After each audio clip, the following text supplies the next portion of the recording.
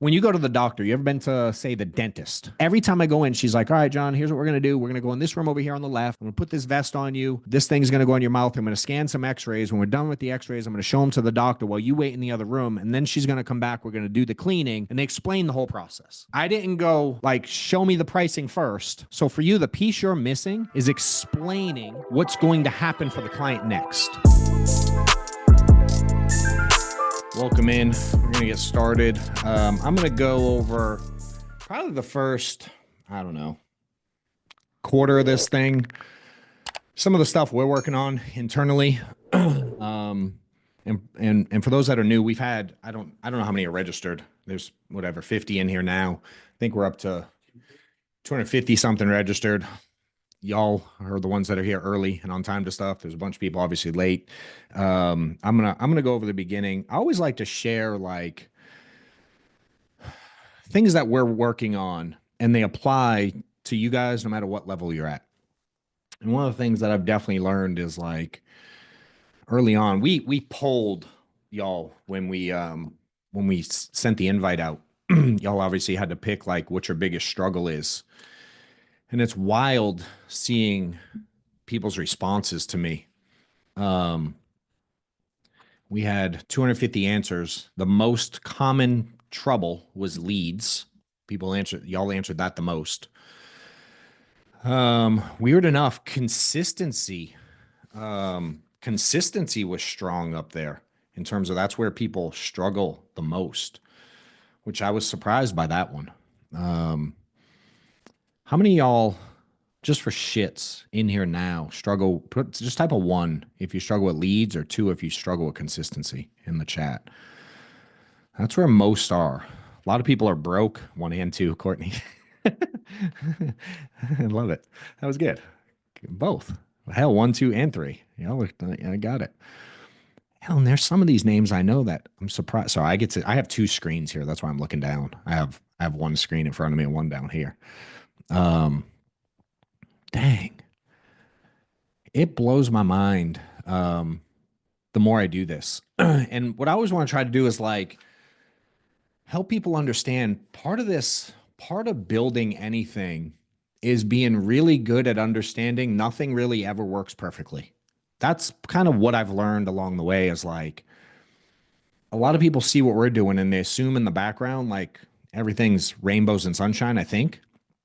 But I just was literally meeting with my crew 10 seconds before this. And we were going over the things we're struggling with now and the things we're working on.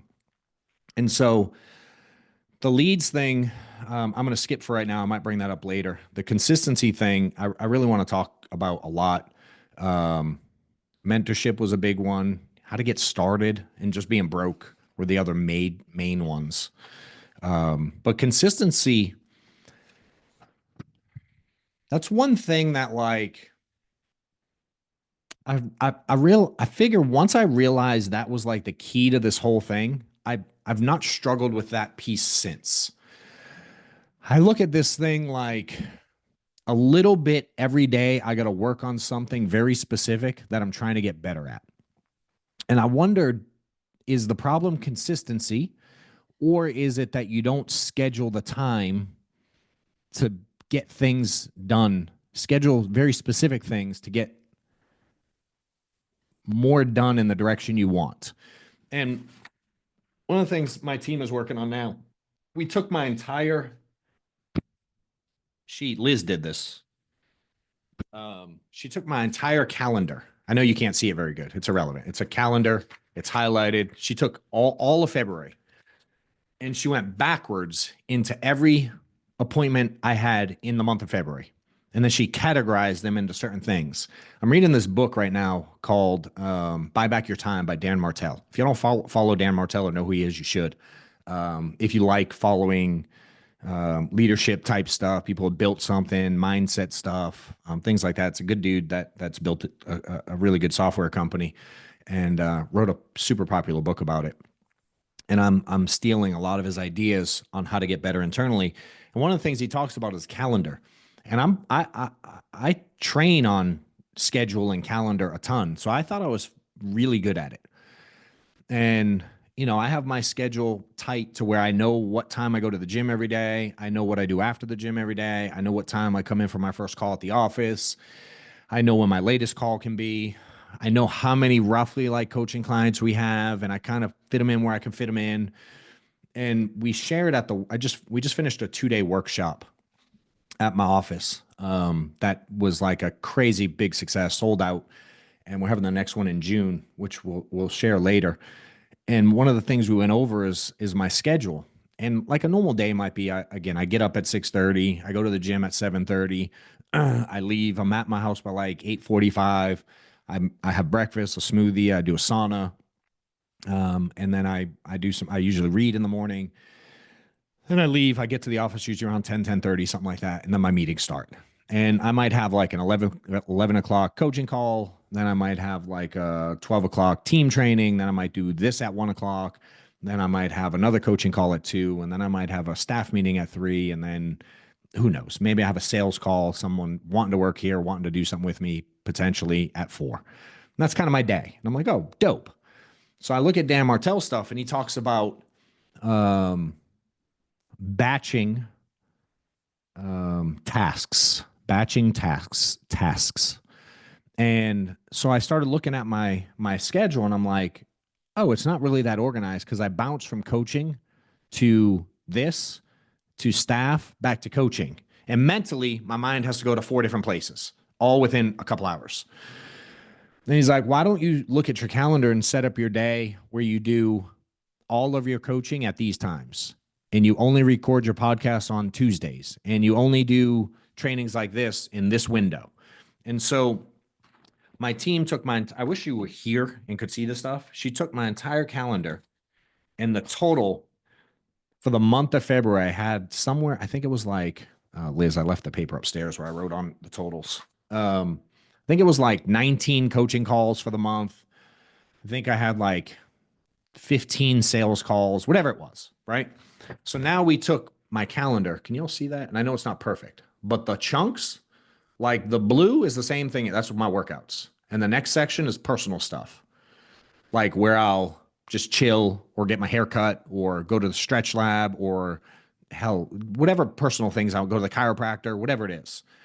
And then we came up with the green will be like where I do sales calls. So it's Mondays and Thursdays from 12 to 2. And then the orange in the middle is podcasts. So Tuesdays and Wednesdays between 12 and 2.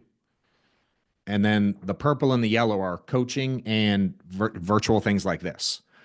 So now we're going to build the calendar out for the rest of March and April and go, what if I take the entire month of February, which took me 5 days, every single day of the week, every week, to now I can narrow it down. I took all the same amount of hours and I put them into a 12 to 5, a 5-hour window, 20-hour window. There's this box right here, this section, that totals 20 hours for the week. So if I take 20 hours a week and make it available to y'all, I can get in every single call I did for the month of February and still have downtime because it won't fill them all. There's extra padding in them. And so I've literally been working on this exercise. Liz has been helping me. I have a team that, fortunately, when I have ideas, I don't have to be the only one to do stuff. But it's like, have you ever really looked down and audited your entire schedule? And if you don't do it going forward, do you keep your calendar enough where you can look at it backwards and see what February looked like and go, how can I clean this up? It reminds me like when Stephanie sends me to the grocery store. Y'all ladies, what happens when you send us dudes to the grocery store to pick up stuff for dinner? Right. I know in my house, it's easier for Steph to just go by herself instead of send me because I'll be like, where's the ketchup? What kind of ketchup? What size ketchup? What color ketchup? What brand? What? And I ask 14,000 questions. And when I go to the store, I end up in aisle. I like know where the cereal is, but then I forget where the milk is. And I have to go like up aisle 2. And then I go down over here to the deli side. And then I realized I forgot something over by the paper side. I have to go. And I go back and forth. Like I don't go up aisle 1, down aisle 2. That's not my journey in the grocery store. Mine's like up and down every aisle 19 freaking times. My head's spinning. I'm like, I've already been in this aisle 4 times. I still can't find the salt. I don't know where they keep salt. What? The sign up there says salt, and I can't find the damn salt. And my brain wants to explode. And that's kind of how, even though I felt like I had good control of my calendar, looking backwards at it, I'm like, this could be way cleaner. Instead of going from aisle 2 to aisle 12, back to aisle 3, up to aisle 7, back to aisle 1, I'm like, why don't I just get all the shit in aisle 1 while I'm there and not have to go back to that aisle again? And that's what I'm building on my end. And again, I feel like I was highly in control of my calendar. Like I like pride myself on how well I run everything on a calendar. And so I feel like a lot of you guys are probably not planning out much of anything at all. And if you are, when I have people do my calendar exercise, which I have at, if you go to johnwetmore.com/resources, for those that haven't downloaded this exercise yet, you can. And it's the way I've always taught it. It's goals and calendar exercise. So those of you that are new here, johnwetmore.com/resources. When I have people do this exercise, it's most of the people that share it with me, the schedule is so broad and vague. There's like, do you know what you do every Tuesday between 10 a.m. and noon? Do you know what you do every? I thought I knew. I'm like, I know I'm at the office, but what I didn't know is I'm at the office, and that's when I take sales calls. I'm like, that's just, I know I'm at the office that day in that hour. I know I'm not at the office at 9:30 a.m. But I never had like to the hour. And so I'm trying it. I love the idea of it. My brain's been like exploding with excitement and ideas since I've been working on this, and it's been like 4 days. I think I gave it to Liz on like Thursday, maybe. And when I walked in this morning, she was excited out of her mind to give this to me. And it took, I'm looking at my full calendar printed out. And what's wild is I stayed pretty damn busy, but there's a lot of white space on it still, you know? And now I'm looking backwards at it and going, if I could just condense everything, why do we condense everything? Well, now I have choices. So now I can spend that time doing things that make me more money versus kind of bouncing from one aisle to the next. I can be super effective during that time. Or I can just be like, yo, I'm going home today. Like I'm in that position to where I don't have stuff to do on a Friday. I went and golfed with my son on Friday last week. Like I'm at a stage where I'm like, why am I here waiting 2 hours for a coaching call when I could have put it on? When's my coaching schedule? Hell, I don't know it yet. Could have put it on Tuesday and Wednesday between 2 and 4, and I wouldn't have to be sitting here waiting for the next coaching client, you know? And so Amanda goes, well, some people can't do it at that time. I'm like, okay. No different than when I was calling insurance clients like y'all are. If being in whatever city or doing a one call close at 2 o'clock on a Tuesday wasn't in my schedule, I didn't change my schedule and allow the client to dictate what I did at that time or that day. Any y'all ever like, I'm going to run appointments on Tuesdays. And you go, hey, Bob, I can be there at Tuesday at 5. And they're like, no, I can see you in 20 minutes. And you're like, okay. And you stop everything and go see that one client or call that one client or whatever. I used to fall into that. And when I really had control over my calendar from a sales standpoint, dude, I was deadly because I knew for me and y'all have been following my stuff for a long time. You knew on either Tuesday or Wednesday, mine was packed full of sales calls. I didn't do anything else on Tuesday and Wednesdays but see clients and close deals. And I know in today's virtual world, I would do it slightly different, but the concept would be true. So I challenge you guys to really, and if you don't use a calendar now, there's an exercise you can do that's tedious and annoying as shit, quite frankly, but it works really well. If you just pick a time, 15 minutes, 30 minutes, whatever, set some kind of timer and just for the next 7 days, write down exactly what you did for the previous 15 minutes or 30 minutes. Like one word. Don't take 15 minutes to write down what you just did for 15 minutes. But if you take a blank calendar and just fill it in with what you did, and you do that for a week, you'll really see it'll paint a picture that you've never seen before. And I even took it so far as Jesse Itzler has this, he sells this big ass calendar, he calls it. You can Google it. That's literally the name of it. It's not just me cussing. I hung one on my wall a week ago and it lets you see the entire year in one calendar. It's big. It's like, I don't know, 4 feet by 6 feet or 3 by 5 or whatever it is. It's a huge calendar. But I can see the entire year on one page.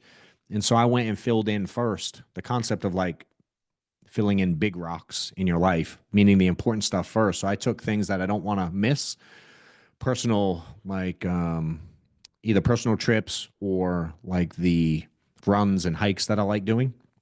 I put those on the calendar, and then I'm filling in next all of Maddox's baseball tournaments, and then the next thing I filled in was the trips that I want to take for business, whatever events I'm speaking at, workshops, whatever. And then now I can look at the wall and I can see my whole year in like a color coded, like here's what my year looks like from a super high level. And then this exercise is now, what's my week going to look like? And I just want to be in control of it. So I'm building that on my end. And I think if a lot of y'all would go through the process of that exercise, you'll find that the consistency, if you schedule your stuff, it's easier to be consistent. I found most people that are inconsistent, it's because they allow the other noise in their life to get in the way of what they intended to do in the first place. It's not because they want to be inconsistent. It's not because they're like, I just want to be broke and mediocre forever. It's you don't have these boundaries with your calendar. And again, I'm 14 years into this business and I do really well financially, and I'm still tweaking my calendar to be even more efficient. So if that doesn't tell you the importance of making sure that you have your stuff down and know what you're doing when you're doing it, I don't know what does. And for me, I think the consistency problem is it's like a symptom of the real issue, you know? So hopefully that helps a little bit. And again, we're working on it live in my world. For me, I think I also allow a little bit of flexibility. It's like sometimes shit happens. I can allow it sometimes, but I know in terms of my daily life, if my stuff's on my calendar, I'm going to stick to it. 95+%, 98% of the time. So I would say that. And then two, I think that my next bullet point that I have here, thank you, Liz, is like time and energy management. And I know that when I have to go from one thing to the next, it hurts my brain. And so sometimes I can go, all right, these heavy, y'all do something that like weighs on you mentally more than other stuff, right? And there's some stuff in your life that's more mentally like, I don't know, freeing is the right word, or it gives you joy maybe. Like there's like, for example, I don't like to open my email in the morning. Most people like to open their email early. For me, mostly emails like typically like not necessarily good news and definitely not urgent stuff. It just puts stuff in front of me to do that I don't really have to do. Now, fortunately, I also have another layer of protection. I told Amanda I got out of a call. I had a team call I did from 10:30 to 11:30. 11:30, I go in and I hadn't yet checked my email for the day. So I go in at 11:30 to peek at my email, and I had 3 emails because Amanda had already cleaned them out for me. And I was like, my favorite part of the morning so far is I didn't have to look at my email. Thank you. She left me 3 that apparently I have to look at, and I chose to not look at them yet. I still haven't looked at them. So if one of y'all sent me something, I ain't looked at it yet. But I think if like for me, being at the gym is important. Like it sets my day up right. If I can go to the gym and get a workout in, and then I can come home and have a smoothie and relax before I go into chaos, my life is better. Now, some of y'all do the same schedule. You're like, I'm going to go to the gym at 9, and then I'm going to have a smoothie at 10:30, and then I'm going to go get my haircut at 11:30, but you're broke. I don't suggest you do it that way when you have no money. You know what I mean? I think when I was broke, I went to the gym at 5, or I got up at 5, and I would get to the gym at 6. I'd get up at 5, leave at 5:30, be at the gym at 6. In today's world, I don't have to do that. I can get up. I get up at 6:25. My alarm goes off. I get up. Maddox is getting ready. Steph's getting ready. Like we can kind of be around the house a little bit together. And then I go to the gym, and my phone stays on do not disturb. I don't turn my phone off do not disturb till like 11 a.m. anymore. My team and my family can get through, and that's it. For me, that protects my mental energy, because I know the one thing I know is if I don't get a workout in regularly enough, everyone around me notices. And I feel better about myself in the day. And so you guys all have that stuff. Now, some part of building something is sometimes you have to sacrifice stuff. So there was a period of my life where, although going to the gym made me feel good, it didn't make me feel as good. It like the not being able to pay my mortgage on time outweighed the feeling of feeling good at the gym. So I'm like, oh, I hate that worse. So I can't go to the gym when I want to yet. I don't like working out at 5 a.m., but I did it for like 2 years because I had to due to circumstance. So you guys have to like really look at it and go like, I know I feel good at this time, but is it beneficial to me as a whole? And I just want to, I just want to do my best to protect like your mental energy is very similar to your gas tank in your car. If you just keep driving, eventually it's going to run out. You have to stop and fill it. And some people and some things you do drain the gas more.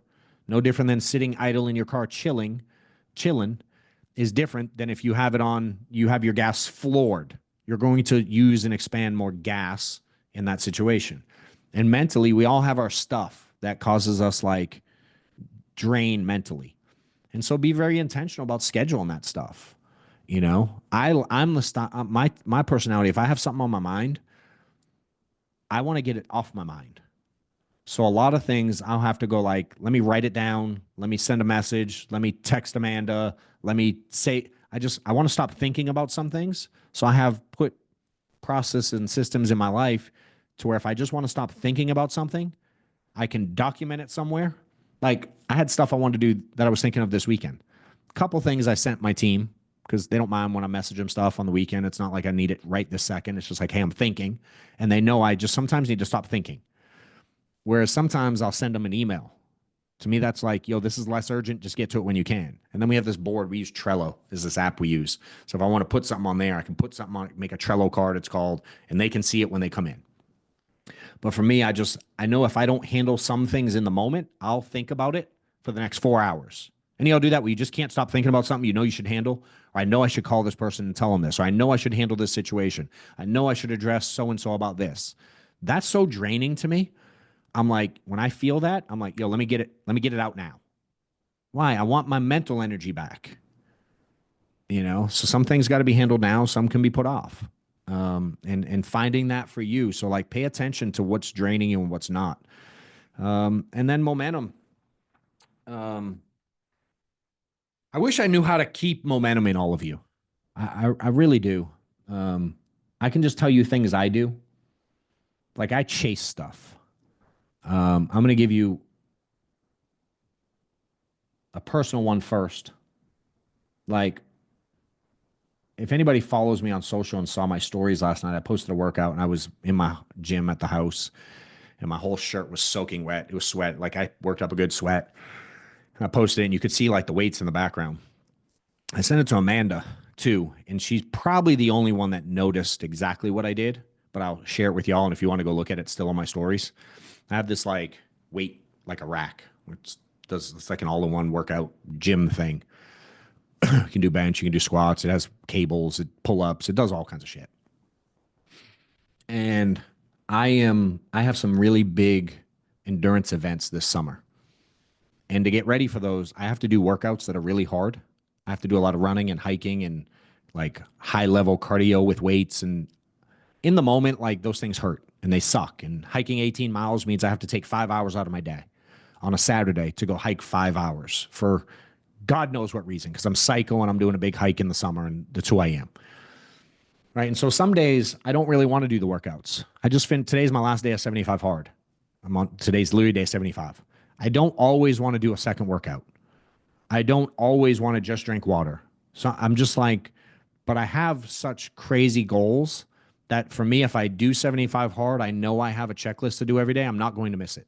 I'm just not going to miss it if I put myself on the program. If you're in the insurance space and trying to build an agency, or you're trying to like break records in sales, just hit new levels, new heights, click the link below to apply to my consulting and coaching program that I have out there. I'm helping tons of people get to new levels, get to new income heights, help them build their teams, put systems in place, staffing stuff, recruiting processes, automations, and just teaching people how to get to a point where they're selling on their own pen, 30, 40, 50 grand a month. And if they're building a team, teaching how to have an effective structure to your insurance agency for the most profitability you can. There is an application process. I'm only looking to work with like high-end people who really want to make big things happen. A couple recent clients that we've had in the coaching program. One dude as an individual went from selling like $8,000 a month, barely getting by, about to quit the industry, found the book, hit me up direct, started a coaching program, went to $35K his first month, has issued like $150K in the last 90 days, and has changed the trajectory of his career. Working with another agency builder, very first month went from doing like $800,000 a month to almost 1.1 million. We added like 10 or 15% production in 30 days and continue to work on things there. So if you're interested, click the link, apply, and if you're a fit, I'll reach out. And on the workout, I actually told myself, this is the fourth time I've done 75 hard. And early when I wanted to do it, I was like, that's too crazy and too hard. It's too much. I can't fit it in my life. Thank you, Erica. This time is the first time I've finished it. And two things have happened. I'm at the end and I don't want to go have a drink tomorrow, like at all. I don't give a shit at all because you can't drink alcohol on it. And I'm not really like dying to go eat like crap. Where every other time I finished, I couldn't wait for a lemon drop martini and like ice cream and pizza and crazy bread and brownies and cookies. And this time I don't feel that. In fact, I texted Amanda yesterday and I'm like, I think 75 hard is slowing me down now. Because some days I have to do an outdoor workout just because it's part of the rules. So I go outside and I walk, or I'll do a little jog or whatever. Whereas if I didn't have to be outside, I would be indoors doing like a very much higher intensity level workout, getting ready for the hike. And so I'm like, I'm at such a different level now because I try to hold myself accountable to chasing goals. So July is my first one. I have 3 marathons in 3 days. So Thursday, Friday, Saturday, every day I have to do a marathon in the mountains. So it's a trail mountain marathon, 3 days in a row, 3 of them. So it's like 82 miles or something. And so last year I tried to do one and I didn't prep quite enough. And I was supposed to hike this mountain 8 times, equal the amount of Mount Everest. I did it 5 times. So a lot of people were like, dope, you did it 5 times. Congrats. I was pissed that I didn't do what I said I wanted to do. So now if you look at the gym picture last night, I got a medal last year and it's a yellow medal and it says, congrats, here's how high you climbed. And it says you climbed the equivalent of Mount Kilimanjaro. And everyone around me is like, that's dope. Congrats. And to me, when I see that medal, it like fuels me to work harder because I didn't hit the goal I had last year when I did the event. So now I took that medal and I hung it on the gym rack. You can see it in the background and it hangs there. And it like taunts me every day that if I feel like not working out, I see the giant yellow medal that to me represents disappointment for not hitting a goal I had. Whereas everyone else in the world is like, good job. I'm like, no. That's my motivation is that medal. Every day I walk into either my gym, shower, or sauna, I see that medal every day. I put it right in front of my face to where I see it, to where it bothers me. And so last night, I had already done 2 workouts yesterday. And they, quite frankly, I just did 2 outdoor walks because we had baseball and I had time. But I felt like it was an easy day. So when I got home last night from Maddox's baseball tournament, I got home, it was like 8:30. And I'm like, I kind of wished it today. And I saw the medal hanging. I'm like, I'm going to do another workout. I'm going to do a real one. So I did this crazy 40-minute like monster of a workout because that's what motivates me is getting better than I was last year at this event. And I do the same thing in business. There's things I do in business that I'm trying to achieve. And I have triggers that push me to stay consistent. And what I've learned is a lot of y'all just don't have dreams that are big enough that when shit gets hard, you stop pushing. You stop fighting for it. Or you take, I don't know, name one of 50 million things and you sit and watch Netflix and eat popcorn and Cheetos instead of doing all the stuff you said you want to do. So you have to find your own thing that makes you catch yourself in the moment. You know how often I don't want to do shit I say I'm going to do? All the time.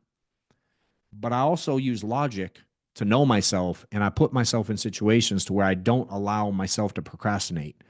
And those are just a couple examples of mine. Again, I have some business ones we can certainly talk about at some point, but I don't want to carry on too long on this. It's just you got to find your thing and really commit to what is going to hold you accountable to being consistent. There's things you're doing wrong in your everyday life that are causing the inconsistency. It's the inconsistency means you're doing something incorrect up front. So change up front. And for me, I found it changes the level of consistency I have by default. And so many people are trying to be more consistent, but live most of their life in chaos. And I found it doesn't really work that well. And again, I think I'm super organized, and I just found a way to improve my schedule. So I'm 100% sure y'all can. Good job, Luke. Day 8, my dude. Day 75 goes fast. The middle from like 30 to 40 to 60 is brutally slow for me. But the last 2 weeks is like, it goes by so easy.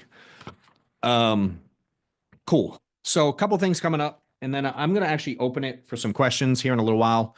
So those of you that have some, want to know something, if you have any question for me at all that you want to cover, if you'll type it in the chat, I'm going to pick a few. I only see a few people on my screen, so I'm going to figure out how to see more people in a sense. And if there's someone on here, I know some of y'all I tell to get on and ask me questions. We chat by DM or whatever. And I might pick out someone I know as well. So start thinking of anything you need help with currently specific in your world, whether a specific situation, some kind of strategy, some kind of agent issue, client issue, sales issue, whatever it is. I'll be happy to answer a few. A couple things we have coming up that I want to share. We have, see, good. Tamara and Luke on the same day. Reese, let me see if I can share this. He sent me, all right, let's see. I'm going to try to share my screen here. Someone thumbs up if you, all right, thank you.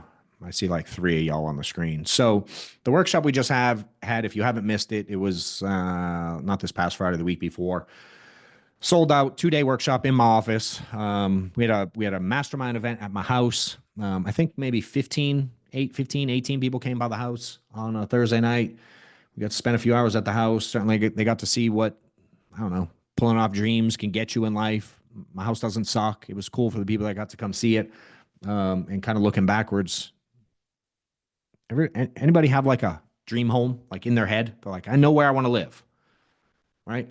I used to too. And now I live in it, which is bananas to say out loud.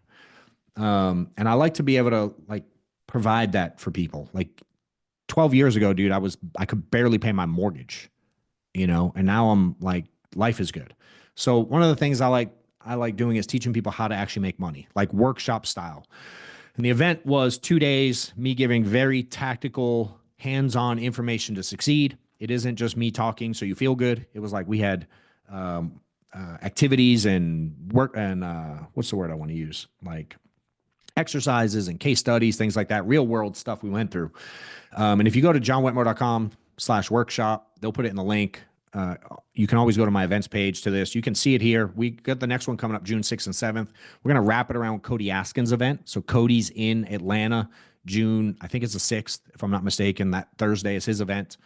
So we're going to do Cody's event. If you come to the workshop, Cody's event ticket is included in it. So if you come to my workshop, we give you Cody's event ticket free. And if you buy the executive ticket at my event, you get Cody's VIP ticket with it also. And so this one's going to sell out for sure because the first one sold out. We only fit 28 people in my office at the table, so we're capping it. So if you're interested in it, sign up soon. You can go on here and you can see Reese put together details from the last one. There's testimonials in here. There's a video. So if you're like, what's it about? What's it like? Go watch the video on this page. You can see it and watch. And a ton of people walked away with an insane amount of value. And they're like, you should definitely charge more. But I haven't yet. So general ticket gets you in the door. Executive ticket gets you in the door, plus VIP access. You get to come to the house, etc. My goal, quite frankly, is to fill it with just executive level tickets. And if I got to tell the general ticket people they can't come, I might apologize and say sorry if we fill it with 28 people that are like looking for next level stuff. And it's just get you around different people in the industry trying to do big things. We had multiple 7-figure earners there. There's some pictures of the event. Oh, dope. He put some testimonials there. You can kind of get a little glimpse. There might be some here in the house, possibly. Oh, yeah. So we got some pictures at the house. So it was a cool little event. There you go. Some pictures in my living room. We put some tables in the living room, had dinner. Steph ordered dinner for people, and it was a good couple days. So next one, June 6th and 7th. If you're interested, someone on my team probably put a link there. And I'll get to one more thing we got coming up here in a minute. Let me read some of these questions here. Let's see. Closing question, dials, context, appointments, easy. I present options. They make a selection. I start the app. Then I get pushback, telesales on the phone. Any thoughts of how to move more thorough through the app? Stevie, can you unmute? I have a question.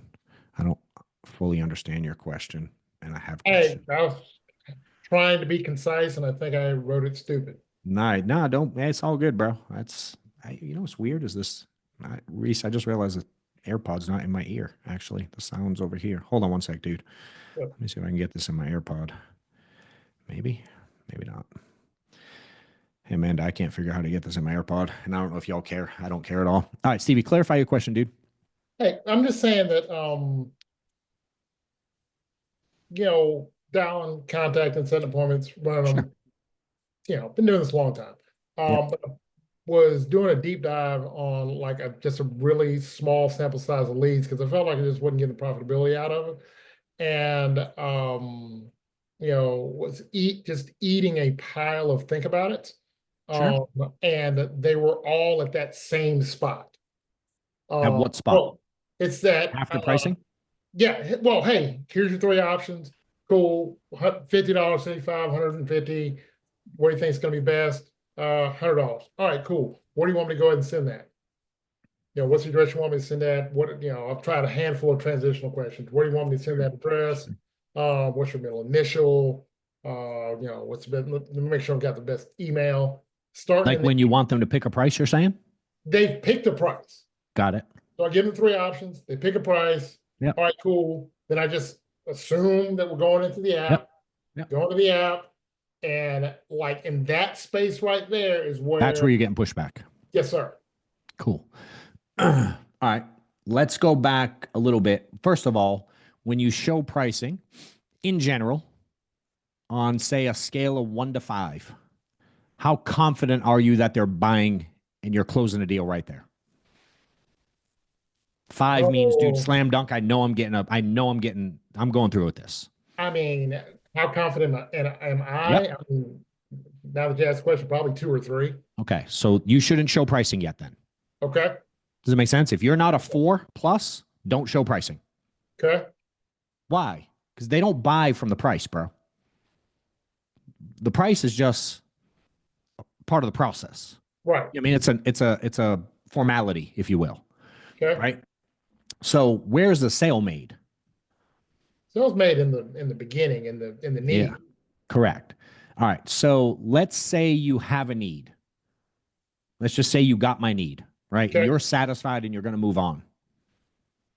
Okay. After you get my need, how do you explain to me what's going to happen next? Okay. So if we're in the need, Yeah. And I go, dude, I'm screwed. My wife, yeah, dude, I don't want her to be in a bad spot, whatever. You know what I mean? Yeah, I get it. We'd be in trouble a little bit. okay, cool. So um, let me make sure I understand this a little bit better, John. It's you and the wife. You take care of most of the bills. Yep. We already did all that. We I'm already did. like, All right. We yep, already did all we already that. did all that. We're good. We've got the need. Okay, cool. All Now, right. keep in mind, you're at a 2 or a 3 right now. Right.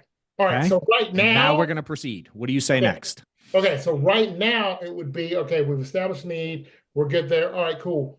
I want to go ahead and just make sure we can get you qualified for this. Okay. So let me get a little bit of medical information. You That's know, it. yep. Dig a little deeper into the medical, Okay. and then we're just rolling. Okay. Then after you get medical, then what? After they get medical, then it's options. But you don't, that's it. You just go, here's your options. I'm trying to figure this out, That's man. okay. I All know right, so people get all nervous right, on here go with me too. medical. Yep. All right. Then literally think about this. So after we go medical, then we're digging into term versus perm. Oh, Do you understand? okay. You made a face. Okay, Yeah, then buddy. so then it's into got the medical because now I've got an idea of where they're gonna like what can they qualify for. I feel the face. So Yeah. that is term Do you, versus do you know perm. why do you know why you're getting it? Why I'm getting the pushback? Yeah.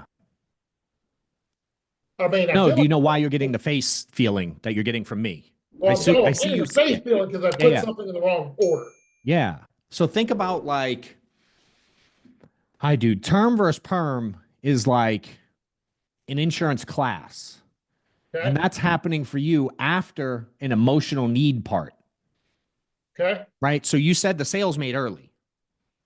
So you're going to make the sale and then explain options to them, okay, where the sale is made by a solution to a problem. okay. Does that make sense? Yes, So sir. that conversation to me, you should already know what you're doing before you get anywhere near pricing, in my opinion. Okay. You know, for me, and if you've ever been through any of my trainings or course or any of that kind of stuff, like it's a slippery slope, dude, because you don't know which one to offer before you know their health. Mhm. And if you mess that up, you can't undo it. Right. Like if you go down the term road and then you find out they had a heart attack 24 months ago, you're in trouble. Mhm. Right. So I get why. Right. But at the end, it's like you're kind of letting them pick, you know? And I see why. I do understand it. But almost like if I go to the doctor and she's like, well, you have all these options. You could either you have high blood pressure. We can either put you on a medication, you could change your health like this, you could take this supplement, or you could, you know what I mean? You could go these different routes. Well, then at the end, now I have a menu of stuff that I now have to do what with? Now I'm gonna sort through, pick, get confused, chase two rabbits at once. So you're going here, have stuff to be confused about. Okay. Whereas if my doctor goes, yo, if you know what happens if that blood pressure don't get fixed, right? Yeah. Hey, how's that look for your family? Hey, will you be able to do this with Maddox? Hey, will you be A, B, C, D? Nah. She goes, all right, take this pill twice a day for 6 weeks and come back and we'll retest. And then in the meantime, we're also going to work on your diet and start doing these things along the way. And they give you like here's my recommendation, Okay. right? So when you go to the doctor, you ever been to, say, the dentist, right? I hate the dentist. I Me. can't stand the dentist. I have so much dental work in my mouth, it's obnoxious. But every time I go, I laugh because I get in there and the little girl will bring me up and she's like 5 foot nothing. And I'm up here and she's trying to do the scan on my mouth and she has to lift the thing way up to get to my face. And you know what I mean? There's this whole process. But every time I go in, she's like, all right, John, here's what we're going to do. We're going to go in this room over here on the left. I'm going to put this vest on you. This thing's going to go in your mouth. I'm going to scan some x-rays. When we're done with the x-rays, I'm going to show them to the doctor while you wait in the other room. And then she's going to come back. We're going to do the cleaning. And then she'll come in at the end and make sure we didn't miss anything, yada, yada. And they explain the whole process. Okay. You know, I had another medical thing this year and they're like, hey, you're going to come in you're going to drink this stuff the night before and then you're going to show up at 7 o'clock and then you're going to put on your gown and you're going to go in this room and then we're going to give you this thing and you're going to fall asleep and 2 hours later you'll be released and so has to come pick you up and drive you home. They explain the whole thing. Now I could have gone, nah, I ain't doing that. Does that make sense? Yeah. I didn't go like, show me the pricing first and then I'll decide what I want to do. I didn't. It does, so for you, the piece you're missing is explaining what's going to happen for the client next, right? So your need is super important. Yeah. If your need doesn't solve a problem, if you can't solve a problem, a major problem, like a specific problem, not like I'm keeping them from being in trouble. That's so surface level, it's insane. Yeah. You need to be able to go like, dude, if Steve dies, Susan's going to have to move in with her sister, Emily, in North Carolina and take the kids out of private school. They'll lose the BMW. They'll probably be able to keep the Nissan. It's like you should be able to get detail, right? Yeah. And once you feel comfortable enough that you have enough detail, here's how you'll find out if you have enough detail or don't have enough detail. Because the reality is, dude, you know what you lose when you give pricing? The moment you show pricing, And you're losing control of the whole thing, you huh? lose all leverage and control, all of Yeah. it. It all goes out the window. So the second you give pricing, dude, you are no longer in control of that appointment. So you better sure as shit have it before that, Okay. right? So if I feel like I've done a good enough, so I open it and I'm like, hey, here's who I am. Here's what we're going to do today. Hey, do you mind if I ask you some questions just to figure out what, if anything, you might be eligible for?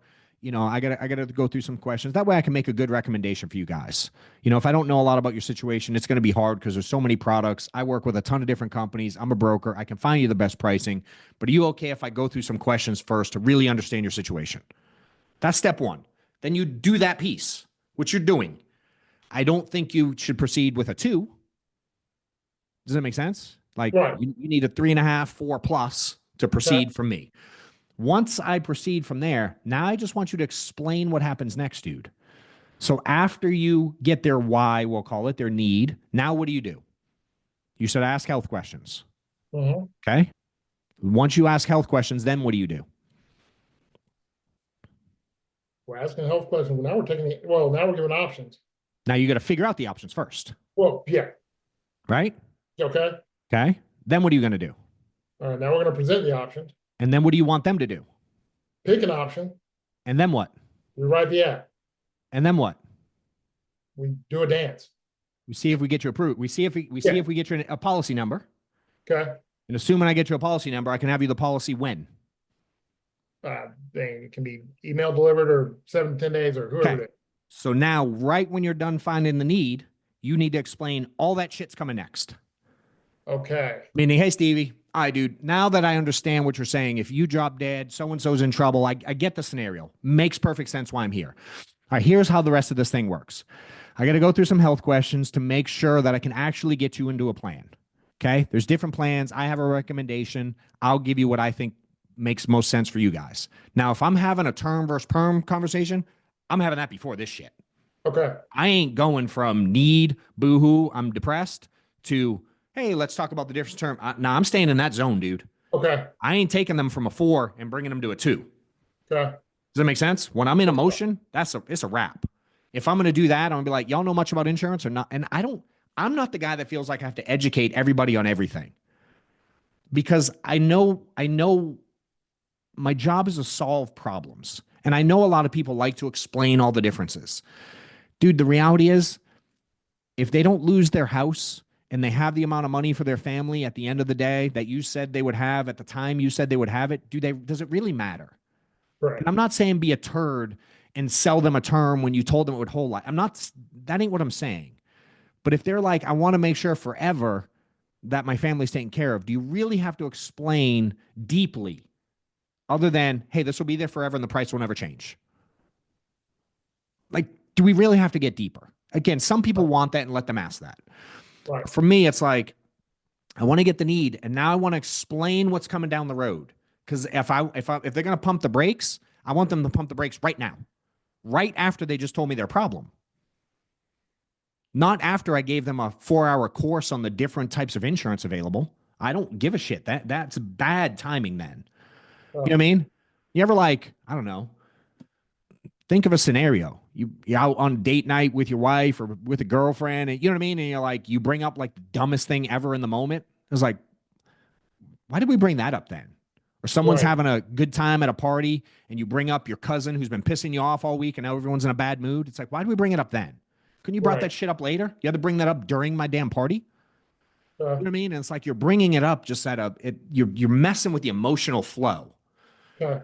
Right. So you get through that. Now you're like, hey, all right. So next step, Steve, this is real simple. Health stuff, just to see what, if anything, I can get you approved for. That'll take about 5 minutes, maybe. Medications might have to go through some. And you explain that process. Then the next step is I'm going to come up with a solution for you. Take me a minute or two. I type this stuff in the computer. It spits out some options, the best one for you based on your situation. From there, I'm going to show you 3 options. You're going to pick one. We're then going to apply with the insurance company. In order to do that, I'm going to need your social and your banking info for where you want to pay it from. We'll get you approved in like 10 minutes. And in a week or so, I can have you a policy. But you can actually have coverage today. Does that all sound good? Now they can go, well, it depends on the price. All right, they just confirmed you were at a 2. Okay. Or they can go, yeah, that makes sense. And you get it. That doesn't mean they're all a win. Right. But they did approve going through the entire process. Where yours, they haven't approved going through that process yet. Okay. Why do I want them to say yes? I have leverage.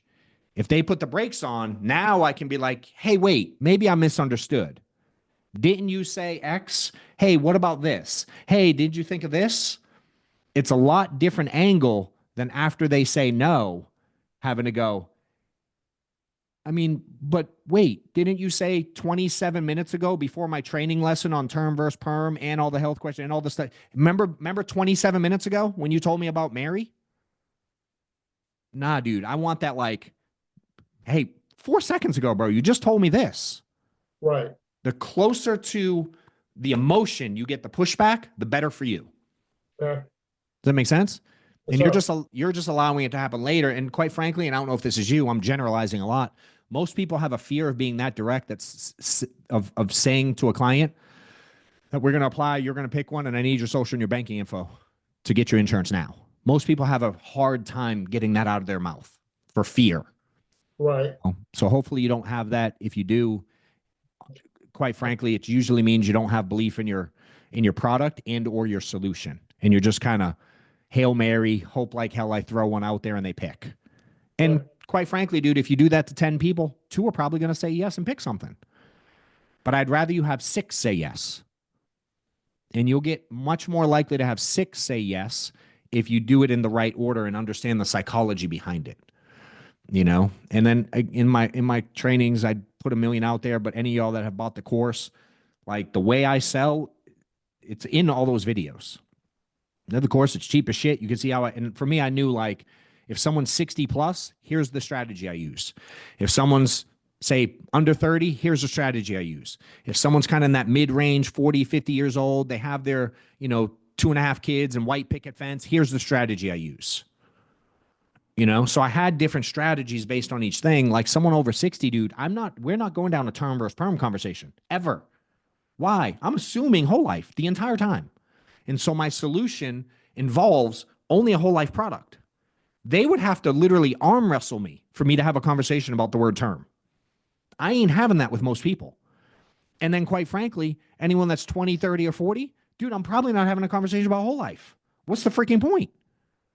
Does that make sense? So I eliminate 80+% of the people just by pure common sense. Yeah.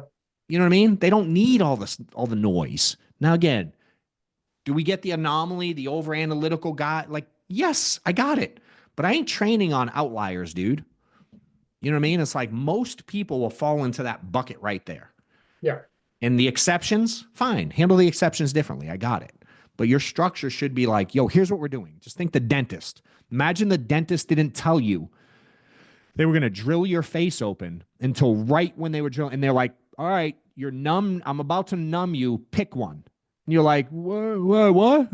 You'd be like floored that they didn't explain they were about to drill your face out before they did it. And to me, it's kind of the same. Does that help? Word. Very much. Appreciate you. And side note, we need more Maddox baseball content. I'm a baseball dad. For real? Yeah, my son just texted me. He's in spring training with the Nationals. He just texted me right before I got on that he's going to be with the big team tonight. So congrats. Hell yeah. So yeah, more baseball. We'll get Maddox out. He pitched yesterday. They had a tournament this weekend. He messed up he had that little league elbow last fall. So he hasn't pitched since like October probably. Mm-hmm. And they threw him in yesterday like, yo, you're pitching. Just get in there. We don't care what the result is. He hasn't even thrown a pitch. And he went out he threw 19 pitches. He threw 10 or 11 strikes, struck out a dude, picked a dude off at first. So it's like we're back in baseball season. So we're gonna see some stuff. Good stuff. Appreciate you, John. You got it, dude. Yep.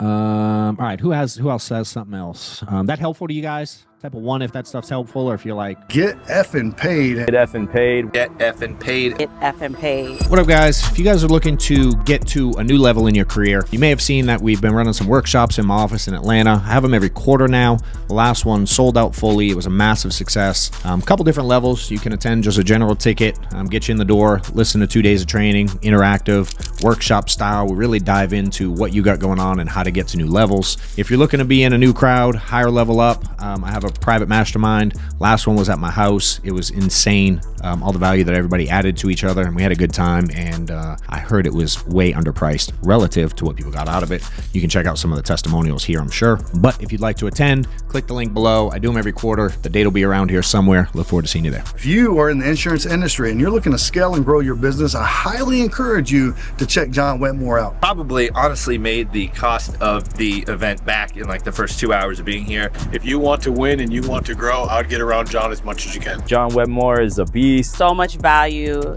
in everything that I've learned here. Growing, about building, delegating. He's talking about systems and automating right now. It is worth the price of admission. Make sure you get to the next one. Well, if it wasn't helpful, you'd all leave. So I guess it must be working. In the chat, I think you should address it, but is an annuity good for a person who has cancer?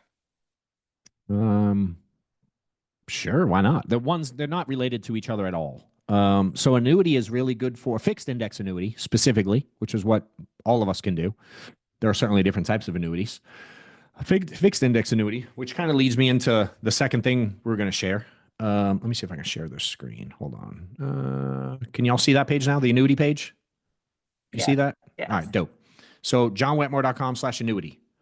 We're teaching people how to sell annuities, find annuities, get better at annuities. We have an annuity boot camp every 2 weeks. If you go here, you can watch a little video on what we're doing.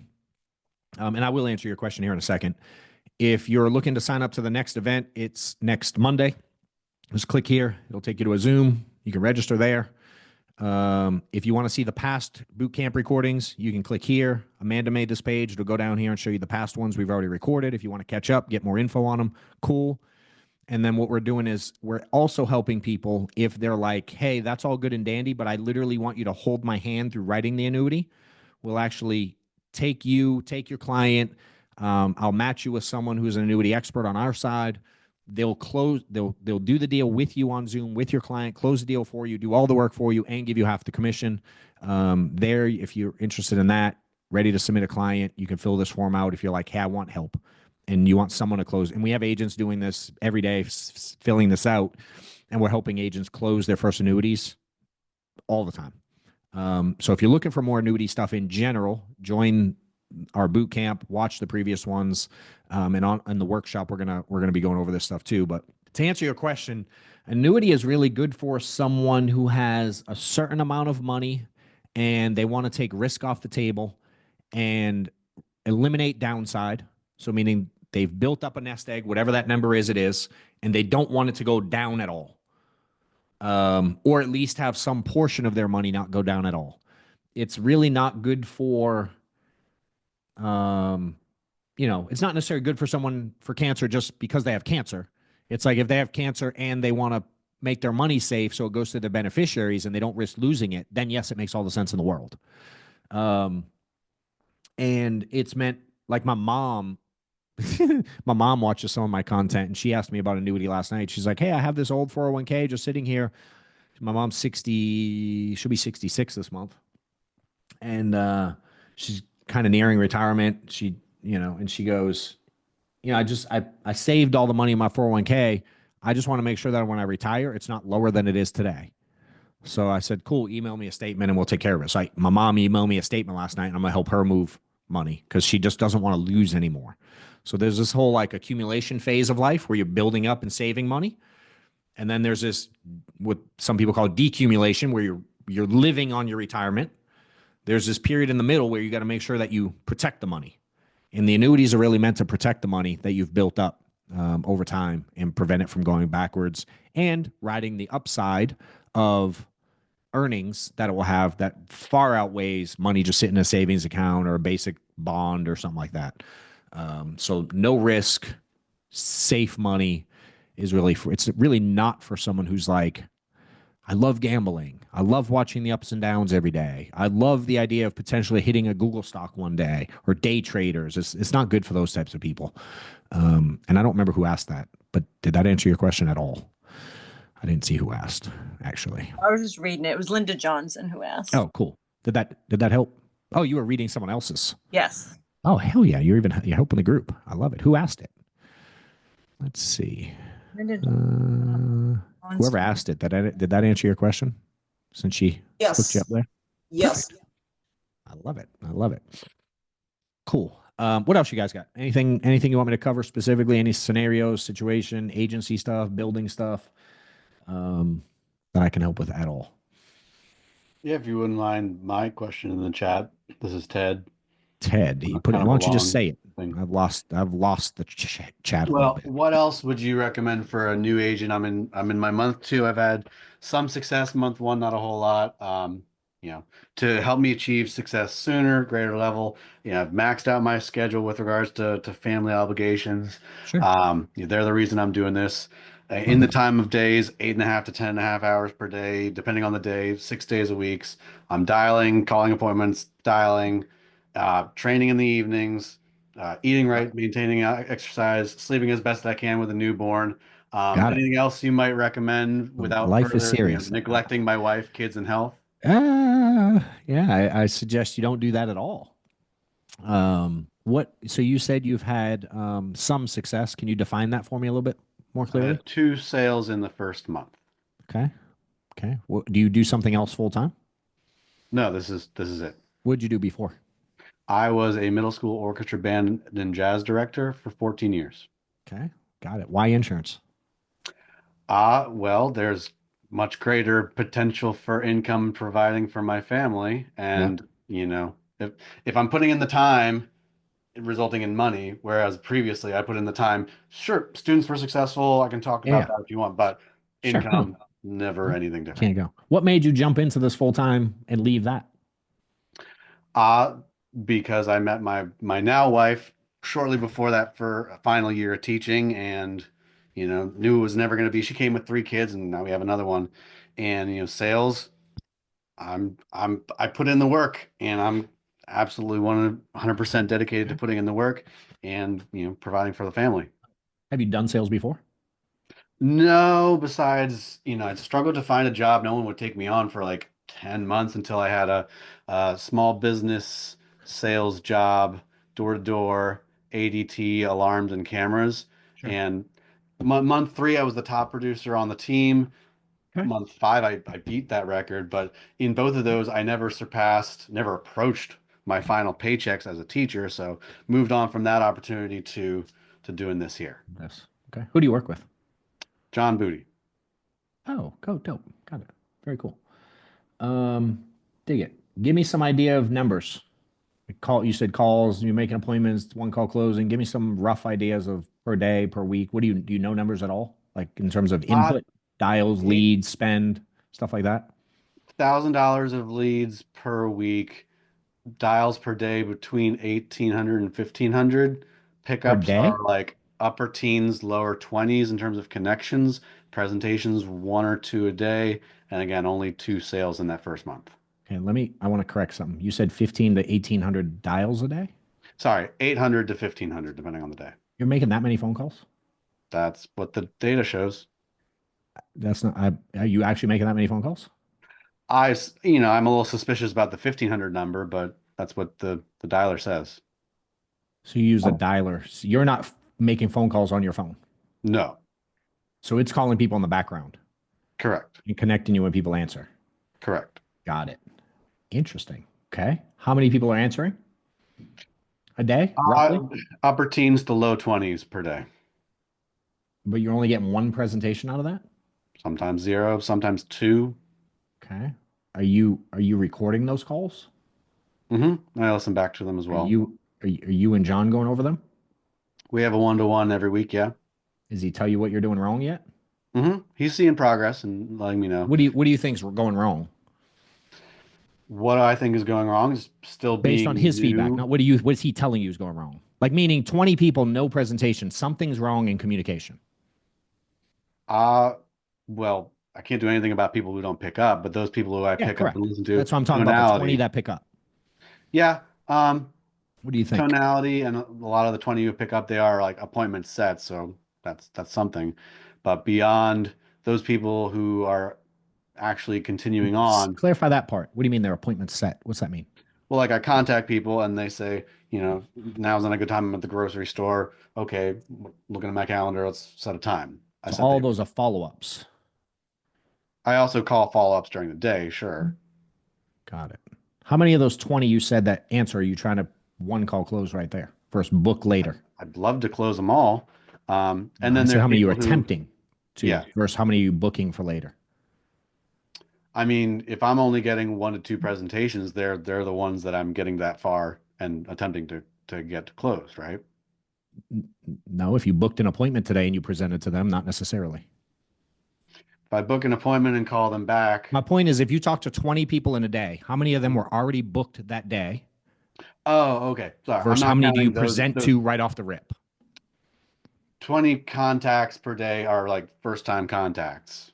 Got it. Appointments, I'm not counting as contacts. Okay, that clarifies. So 20 and you're getting 0. That means something's definitely wrong with the script part of what you're saying when you get them on the phone. Without hearing it, I don't know exactly. But 20 people every day and only have 2 sales in a month, there's something really wrong with the communication part. Are they new leads, age leads, mix? Do you know? A mix. Yeah. Have you ever tried just picking up the phone and calling people? I do that all day. No, you said the dialer does it. Sure. And I've used my phone as well. Yeah. How many are you making on your phone versus how many are the machine making? Machine usually in the majority. Okay. So my question is, have you ever spent an entire day just calling leads all day long versus letting From the my machine? phone, I have not. I would suggest try it. Okay. If you go on your computer now and Google John Wetmore how to dial, like a 15-minute video you can watch on how I always train people to dial. And I'm not saying his thing doesn't working, but like he's good at what he does. Like he knows how to run this business. Like he's a fucking machine. So I can't imagine he's not tried to identify something in the presentation side. So then I would say, look at it, and are you making those tweaks, or are you not intentionally, not because you're mean or a bad person, are you struggling to make the changes that he's suggesting? Because that happens a lot to people. It's uncomfortable. It's out of their comfort zone. It feels weird being direct. You know what I mean? Like a lot of people struggle there. Yeah. So my guess is maybe there's something there. You know what I mean? I can only assume so much because I don't know you and you don't know me. You know what I mean? And I don't want to like assume and sound mean in any way. I'm just generalizing a lot. A lot of people struggle making change, but he's one of the best at this business. I just can't imagine that you're 20 people a day, 5 days a week, 100 people a week, 400 people in a month, and you wrote 2 apps. Something ain't lining up, dude. Like at all. Something's way wrong. You know? So I'd reassess how many people you're really reaching out to. And I would challenge you to pick up the phone and call them and see if you get a different result. But again, you are getting 20 people on the phone. So I'd call John and be like, yo, what am I doing wrong? And then record the next one and be like, did I do it exactly like you said? Yeah. And I'd venture no, because if you were doing it exactly like you said, I know you'd fall into more sales than that. I mean, to only make a presentation a day, sometimes 0, there's something it's like if I took Maddox fishing and he didn't catch 1 fish all day in a pond where all my friends fish. Right. Like, dude, do you have bait on your hook at all? Or are you skipping rocks in the water before you cast your reel in? I mean, are your kids doing cannonballs in the water and scaring all the fish away? There's something scaring all the fish away, dude. I would have to sit here with you, but he's so good. Right. Just my question is, are you willing to go like, yo, fix anything? And you tell me what to say and I'll say it, you know, and then really listen to those calls together and go, what am I doing wrong here? Because if I listen to a recording, if you want to record one and send it to me, I'll listen to it. If you send me one recording, I'll listen to it. Appreciate it. And I can pick up, you'll be able to pick up in like the hello, like, ooh, I see why you jumped in the water right there. You know, and so everyone here needs to take someone that knows how to sell and lay it all out there and be like, dude, where am I messing up? Because if you don't feel like you're messing up, and I appreciate you asking the question. So this isn't you. I'm kind of talking to others now. It is really hard to fix stuff, you know, and sometimes, man, it's people's fear of the. Do you have any fears at going at this thing? I mean, there's always the fear of failing, but I'm not going to fail because I'm not going for as much as I can, again, without neglecting the wife and kids. Sure, yeah. I mean, I don't think that needs to be a thing anyway. I think there's plenty of ways to not neglect your family and do really well at this. You know, I don't ever want someone to go like, I don't ever get to see my kids. I think if that has to be the case, it's such a short window where you can make money and flip it back in. But I just something with the numbers ain't adding up, dude. For me, again, it's 1,500 calls to only get 20. Something ain't working there.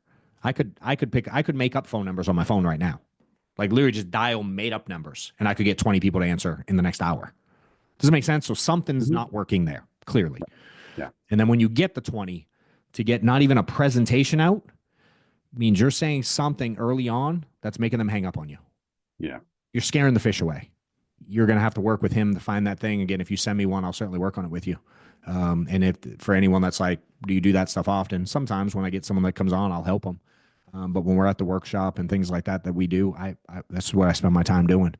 And, you know, John and some others are coaching clients, and it's like, yo, let's sit down and really analyze. Because the good news is if you're putting in the reps and not afraid to do the work, the skill set stuff's the easiest part. If you're coachable and willing to change. And a lot of personalities have to change. Me too. I just had to change different ways. Like I was the polar opposite of I think you said middle school teacher. I was not like, I had to come back the other way. I had to be less aggressive and cuss less and be, you know what I mean? Where you're probably on this side and you probably have to get a little bit more direct and be a little bit more like, does it make sense? You need to come more towards me. Yeah. So for you, it's going to be harder. Your personality type, you seem like more of a kind, gentle human than like someone that they need to like tone down, dude. You're too much. I was the tone down, you're too much kind of guy. You seem like the like, come on, we need a little more. Like, be more direct. I could be wrong, but I'm guessing. I've done this a lot. It's actually harder for you to get more direct and more aggressive than it is for me to get less. You know, a lot of the like people pleaser type person, and I don't say that in a mean way, just kind of some of us are wired that way. It can be a little bit harder, you know, because people are going to take advantage of nice people, man. You know, the average client that we're dealing with is a procrastinator by nature. And if you let them be your friend, people have no problem telling their friends no. None whatsoever. So if your goal is to be the kind, nice guy, and I'm not saying be a mean dick by any means, but just be careful that you don't allow people to take advantage of you because they're missing out on protecting their family. You know, and I see a lot of people struggle with that directness and giving people the push they need to make a decision. And that's a lot of our clients are like, they know they need it, but they're such procrastinators. If you don't like push them off the edge a little bit, they're going to walk away, dude. And just like they did with last dude, be like, yeah, man, I got to think about it. You know, if you're even getting that far, which it doesn't even sound like you're getting as far as he is in the appointment process, you know, so really analyze it. Send me one, john@johnwetmore.com. You can send one. Thank you. And hopefully that helps at least somewhat. And then work directly with John, like get on and y'all should listen to a call together and be like, fix me. Yeah. Every week we do that. Now, I would do it like, fine, something ain't working. Yeah. I mean, if you did it last week and you're still over 20 this week, something ain't clicking. So I'd beg him for a little more time. Make sense? All right, my dude. Appreciate it. Appreciate it. All right, Amanda, do we have the next one of these, or where are you going to send them to register for the next event? Obviously, we have the workshop coming up. If you guys are interested in that, please attend. And for those of you that do follow, I asked this last time, I'll ask again. If you don't mind, if you have the time, if you want to help the cause, I'm trying to help as many people as I can in the industry. A lot of y'all have read the book. If you haven't, you can certainly get a copy on my website now. I send all of them out signed. But for those that have, I would love if you'd go to Amazon, leave a review. They help. People love seeing them. We have a ton of good reviews. And it helps kind of further the mission and put us up in the algorithm. The next virtual mastermind is April 21st. You can see it in the chats, 3:00 Eastern. There's a direct link to it there. And certainly if you register for any of my stuff, we're gonna send you the date a million times. If you're interested in the workshop though, that sucker will sell out. So if you want to be part of it, get in soon. It's not a ploy. It sold out last time and it was the first paid event I ever did. And I think we've already sold we sold 6 tickets that day. I had a dude reach out to me this morning for 10 for his whole team. So we got like 12 tickets left and it's not till June. So hopefully this stuff helps. If I can do anything for any of you guys, or you want more information on anything we got going on, just follow me, hit me up on social, share it out, and hopefully it was a good day. Appreciate you guys.